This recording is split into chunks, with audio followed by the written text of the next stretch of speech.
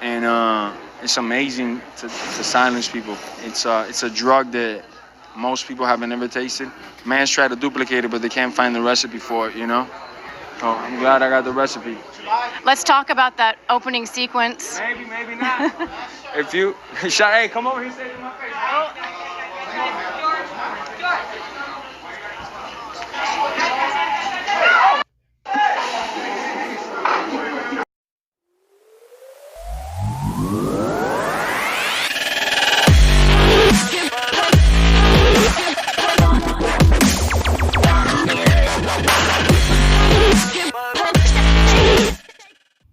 Welcome to Kyle Anthony's UFC betting show. I am Kyle Anthony, and welcome to the podcast. Welcome to the prediction show for UFC 244, Nate Diaz versus Jorge Masvidal. The BMF title is on the line at Madison Square Garden.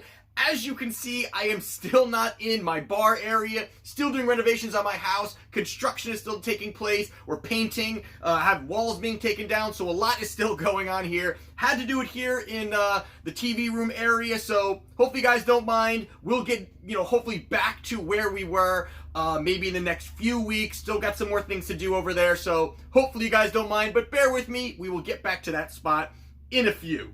So, first thing we're going to do is we're going to talk about a free play. We've got 3 free plays here we're going to be talking about overall for this card. And first one I want to talk about, our main one, is on the co-main event of the evening between Kelvin Gastelum and Darren Till. Now, this fight here, I think, is a really exciting fight. A fight that I think a lot of people didn't think was really, or should happen, where you've got, Kelvin Gastelum coming off a title opportunity, a title challenger opportunity where he was not able to defeat Israel Adesanya. You've got Darren Till, who's coming off a few losses, so interesting that they really set these two up. Interesting where they put the line as well. So we take a look at this fight here. You've got Kelvin Gastelum, who is 16-4. He's currently at a price of -170, and that price actually moved up a little bit. You've got Darren Till, who's 17-2, and he is at +160. So breaking down, like I always say, I like to break down the last few fights for these guys, kind of see what we see. We're not diving into statistics here, just really how we're going to piece this together and make sure that we like the line and like the fighter, and does it warrant the value that that the books are putting on this fighter, and is it a great position to put our money? So the first thing we're going to talk about is, very quickly, I'll go over these quickly, is the fight between Kelvin Gastelum and Michael Bisping. Now, there's not much to break down here. Bisping was coming off a title loss, losing his title to George St. Pierre, went out and then fought on short notice. They needed a challenger, fought Kelvin Gastelum. This was a fight here where pretty much, it was a lot of people were on Gastelum in this fight. It was a fight where, Bisping was going to be outmatched in the striking department, coming off really a spot where it's the end of his career. People were kind of looking at this was his last run. He goes there in this fight, and Gastelum absolutely obliterates Bisping in that first round. So not much to really take away there. Shows Gastelum has that power, shows that he's got great combinations, because even in that striking, really that last part where they were exchanging strikes, you saw that, the way Gastelum moved, his head movement, and was able to really come hard with those combinations, putting out Bisping. Not much to break down there. Gastelum gets the victory. Then prior to that one, it was between Jacare and Kelvin Gastelum. And this was a very, very intriguing fight, because you've got Jacare, you've got his ability where he's great on the ground, an elite guy on the ground, and you've got someone like Gastelum who is looking to stand and trade. And obviously, again, Gastelum's, moving up in weight, so he's going to be facing guys bigger than him, possibly stronger than him. So it was an interesting situation here. A very close fight overall. And you've got the way that Gastelum was able to fend off a lot of the takedowns, but still able to land some big shots. And that fight there, going into that third round, I thought it was extremely close. I actually had bet Jacare in this fight. Thought he actually edged it out going into that last, where there was that last sequence where there was the takedown. I thought that he did enough to get it. It was a split decision victory for Gastelum. Now, in this fight with Till, I don't really take much away from that as well. Also, is just the fact that you're not going to have to worry about that in this fight. There's going to be no takedowns. It's going to be a striking match. I think Bisping, not as much as well from how Till fights compared to Bisping, but there you have it there on that fight. Jacare does not defeat Gastelum. Gastelum squeaks out that decision victory.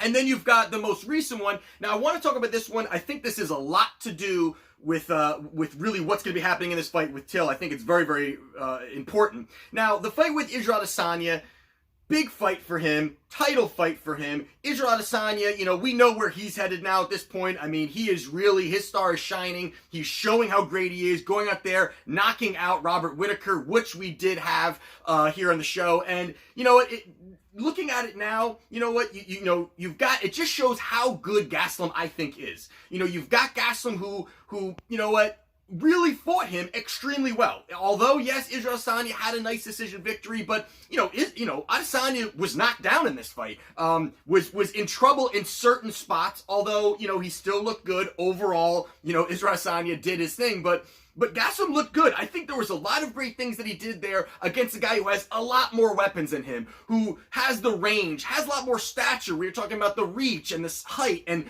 his leg reach, and everything was really stacked up against Gastelum. And Gastelum fought him very tight up until the end of that fight. I thought it was a very great fight for Gastelum. One I'm going to actually kind of turn back to after we talk about Till and some of his fights.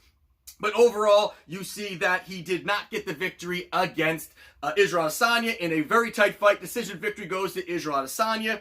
Now, talking about Darren Till, 3 fights ago, he fought Stephen Wonderboy Thompson. Now, I have been betting the last 3 fights with Till. And I won all of them because I bet with him and bet against him in certain situations. But the Stephen Wonderboy Thompson fight was one that I did bet Till. And I thought that the way that Stephen Wonderboy Thompson really fights, I thought it was a good stylistic matchup. Where this fight was going to be held, I thought was an interesting spot too. But I liked that it was a technical fight. Wonderboy did a lot. He was able to really stay outside, and that's the thing that Wonderboy does. He's really able to stay outside, work his range. He's very tough with footwork. He's very tough with where he's coming from, his striking, very creative. I like what he does a lot there. Till kept it close. Till kept putting it on, landing some shots. It was, not as overactive of a fight as you would think up until the very end. And I thought it was pretty much a down the middle fight. And in that 5th round, or in the end of that fight, you saw Till ended up dropping Wonderboy. And that was a big spot in this fight where I thought that was actually putting the stamp on it, giving it to Till. But I thought that was a very good showing for Till overall against Wonderboy, who is very tough to beat. Although a lot of people did not think that Till won. So, I mean, some people said it was the judging was a little skewed there. But overall, I think it was an interesting matchup where he got a guy like Gastelum, who does not have that skill level as in the striking and where these strikes are coming from. But I thought Till was very timid there, and going into although he did lose that fight, he did win that fight against Wonderboy in a very, very close fight. Now, his next 2, he lost. And this was, I thought, interesting, where he ended up fighting Woodley. And in this fight against Woodley, after he fought Wonderboy, they said, hey, do you want to, you ready to fight for the title? And Till actually went against everything that most people would be begging for, is a title shot. And Till said, I'm not ready for it, or I want to beat up other guys. He kind of backpedaled fighting Woodley, and it's almost like he knew his skill level was not where it needs to be at this point to fight the top guys. Yes, Stephen Wonderboy Thompson is an elite guy, but for him to say after beating him that he was not prepared for a title fight, or he didn't want to fight for the title yet, and if you rewatch that, it is shocking to hear a guy like him say that. So going into the next fight, I was all over Woodley in this fight. I bet Woodley big, and that alone, where Till was second guessing himself for a guy who's so just over the top, cocky, talking about his skill level. At this point, he was still undefeated. He was 17-0. There was just a lot of great things that he could really go out and say. For him to second guess himself, I guess there's a reason. He goes up against Woodley. Woodley goes out there, and Till just looked completely, he could not pull the trigger, did not know what was going to go on, was worried about the takedowns, which obviously he does not have to worry about going into this fight against Gastelum. But he was worried about the takedowns. A few times Woodley kind of, got into the clinch a little bit, just didn't even throw a punch, I think, in that first round. Second round, he looks to pressure Woodley, and Woodley, although, Woodley has looked to be, after losing that last fight against Usman, he's got the power, but it took one shot. I mean, it was one exchange, and I thought the exchange was a little sloppy on Till's part. It was almost like he was forcing himself to go in there and exchange, and that's not a good spot for him, and landed the big shot. Woodley ends up getting the choke out. That was a victory for Tyron Woodley. And then the next fight against Masvidal. Now, this was another fight that I bet against Till. And this was one where Masvidal was a big underdog.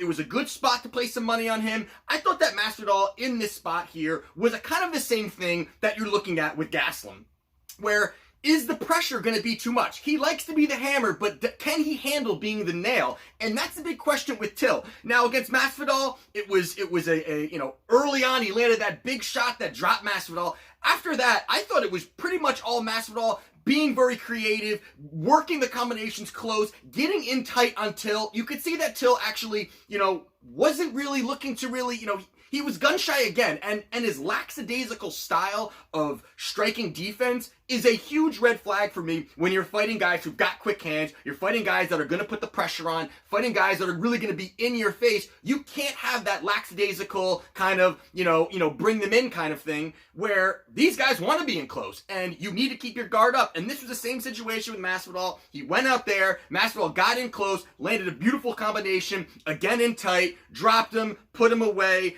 and Jorge Masvidal does get that knockout victory in the second round. So breaking all of that down, looking at these two, now you've got Gastelum, who is great boxing. He's great rolling with his punches. He's almost got that Mike Tyson-esque kind of situation where he gets low and he can throw from either side. He can throw a strong right hand, a strong hook left hand, work those combinations, move around, actually using his shortness to his advantage where he's going to be underneath some of those punches rolling and able to come hard and throw a hook up top. That's something that you can utilize in a fight like this. Now, his forward movement and his forward pressure, I like a lot what Gastelum does there. I think that he's very, very good with that. And even against Adesanya, who has such a reach advantage over Gastelum, and he still was able to get inside. And yes, Izzy was able to work those combinations, kind of keep him outside, work his reach, and Adesanya is fantastic with his range where he's able to use that, but Till isn't. I don't like the way that Till really moves overall in the cage. I think he can be very flat-footed at times, and I think a big situation for me, and I just touched on it, was his lackadaisical defense. And now he's moving up in weight, and that's a big part too. A lot of people are talking about, he's moving up in weight. Is this going to be, is this a great spot for him? He looks big. And from all accounts that I'm seeing, or even some of the reports coming out, is that I think he's going to look slow. I think it's gonna slow him down overall, where you've got someone like Gastelum who's got terrific hand speed and great combinations from the outside. Till likes to have that long stance where he keeps that leg out front. I think that's another situation where Gastelum can tee off on that front leg and then work the combinations. Have him worrying about that front leg and then land big combinations up top. I think he's going to mix it up extremely, extremely well. And that pressure, I think, is going to be too much for Till overall, where he's going to be able to have those hands low, take the pressure. I think going up forward, I think you're going to see when Gastelum moves forward and he starts to pressure a little bit, he's going to get Till up against the cage. I think Till scrambling up against the cage is going to leave opportunities for him to be hit. Even in the middle of the cage, I think there's opportunity for him to going to be hit. Over 3 rounds, I think there's a lot more paths to victory than there are for Gastelum than there are for Till. I think that Till overall, yes, I think it's going to be, I think he can sit there and outpoint Till over 3 rounds or knock him out. And I think, again, two direct losses back to back for Till, who had so much hype around him, who was really billed as the next big thing, goes out and loses in 2 finishes, a choke out in the second round, and then a brutal knockout by Masvidal in the second round. There's a lot of pressure on him here, and there's nothing for Gastelum here to really be pressured on. He's going to go out there. I think he's going to make a statement. I've got Gastelum here to get the victory, -170. I actually got the price a little bit lower at -160 as well. It went up a little bit. Interesting to see where that goes. Overall, I am taking Kelvin Gastelum to defeat Darren Till, and that's the bet there for my main free play. Quickly going over the next one is between Stephen Wonderboy Thompson and Vicente Luque. Now you've got Wonderboy currently at a -138. You've got Luque, who is a +114. Now, breaking these down very quickly, again, I try to get through these quickly. I got a lot to say all the time. But overall, you've got, 3 fights ago, he fought Masvidal, and that was an interesting fight there where he did get the decision victory, but that really showed his range. That really showed the way he's able to fight overall, and he's very tricky, and everybody that pretty much faces Stephen Wonderboy Thompson has said he's like a puzzle. He is very hard to figure out. The way he moves, the way he cuts off the cage, the way he doesn't allow you to cut off the cage to him, it's very tough for you to really find out how he doesn't really shift his body too much where he's throwing these kicks. They're very hard. He really covers them up and disguises them very well. And against Masvidal, he pretty much just picked him apart for 3 rounds. He got that victory. And then he lost to Darren Till, and then he also lost to Anthony Pettis. And the Pettis fight there, I think, is an interesting fight. Quickly going over that, I think it's an interesting fight as well. Yes, Pettis was moving up in weight, but for that first round, I mean, it was all Stephen Wonderboy Thompson, in my opinion. I mean, Wonderboy was really doing his thing, landing some big shots, very calm, very cool, collective, picking his spots, not overly aggressive, just making sure that he's, allowing himself to utilize his angles, combinations. I thought he was doing a lot of great stuff. Although I did bet Pettis in this fight, I thought in the first round, I said, you know what, Thompson is really doing his thing here. I mean, overall. And then that bounce off the cage, landed a big shot, put out Stephen Wonderboy Thompson there, and Wonderboy does lose in the second round by knockout. Very crazy fight there. And then you've got Vicente Luque. 3 fights ago, he fought Bryan Barberena, and this was a brawl. This was a battle. This was one heck of a fight. And with that being said, this was a brawl against Bryan Barberena. Bryan Barberena, I mean, the guy's 14-7. He's 2-4 out of his last 6.